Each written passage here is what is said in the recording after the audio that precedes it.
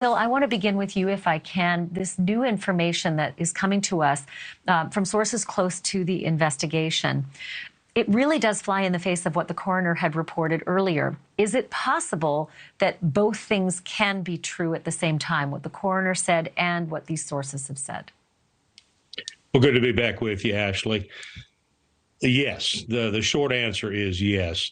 When I listened to what the coroner shared, those are very, very general terms, very general comments. So, and now we're talking about specifics.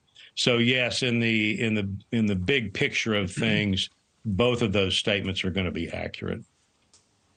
And then the notion that Ethan may have made his way partially out into the hallway, is it possible that maybe the attack began there but then ended in the bed? And forensically speaking, and I'll get Joseph Scott Morgan to add to this in a moment, they would be able to tell, the murder investigators would be able to tell?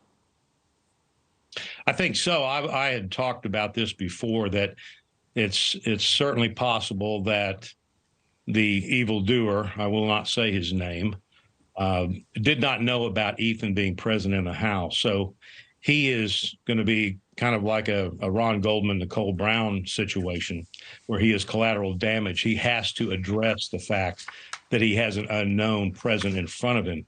So I don't think that he is, when he gets to Ethan and makes that attack, it is certainly possible that he falls back into the bedroom, onto the bed, and then Xana at that point understands if there's something going on. She may already be awake, as Ethan is, and then once he has taken care of Ethan, then he goes after Xana, and she is awake and aware, which gives her the ability to put up a heck of a fight. And unfortunately, of course, it turned out the way it did. So I would say that if the information that you've received is correct, is accurate, that it certainly falls in line with what we were told in very general terms at the beginning of this, and then what the evidence, as far as I was concerned, had led me to speculate on. So yes. So Joseph Scott Morgan, I was trying to be as tender as possible with the coroner in asking the nature of this is before we ever knew anything about the nature of the stabbings. And I asked if any of the victims had been slashed. And she seemed to be very clear that these were all stab wounds. But these sources are saying that, you know, Ethan had been slashed, that his neck had been slashed, and that was the original injury he received. I guess the same question for you. Can those two things still be true? Can a coroner consider a slash a stab? If her assessment was made merely by what she saw at the scene, I'd say, yeah, they could be true. Those two things could be true. Well, I'll stop you right there. I asked her that. I said, were you present for the autopsies? And she said yes. No, I said at the scene. If she made that assessment at the scene, just to be very blunt with you, these injuries are going to be encrusted with blood. It's hard to make that assessment at the scene. However, if she went to the post, this would have been easily visualized at that point in time.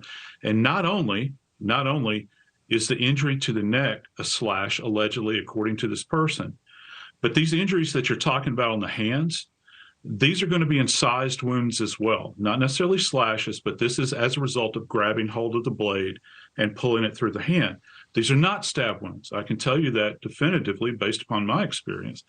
So, yeah, there probably are some stab wounds, but that information is, you need more clarity here as to what she's saying. And that's, I guess at the end of the day, it's not really the point. I would draw into question what kind of exam was conducted on site at the scene. I've always wondered, when did she actually get access to the bodies? And how much exposure did she have to the remains that she would have had to have traveled to Spokane to view those posts, because that's where they were done? Well, I'll tell you what, I did ask, because I know that so much of the reports come in from not only the scene and the logistics of the scene, but also what the medical examiner is able to determine at autopsy. And she said she'd been at both. She was able to confirm the amount of blood in Xana's room was consistent with the injuries that she saw on the scene. So, Phil, I'm going to ask you something that is more about the killer's MO, because Bryan Kohberger is alleged to have staked out that home, been there many times. His phone had been there at the late night hours many times. And so one would only reason that he would stake it out that night as well, and that he would know that Xana and Ethan had come home and were there together, as opposed to being surprised by that. Well, I think that's the great unknown here.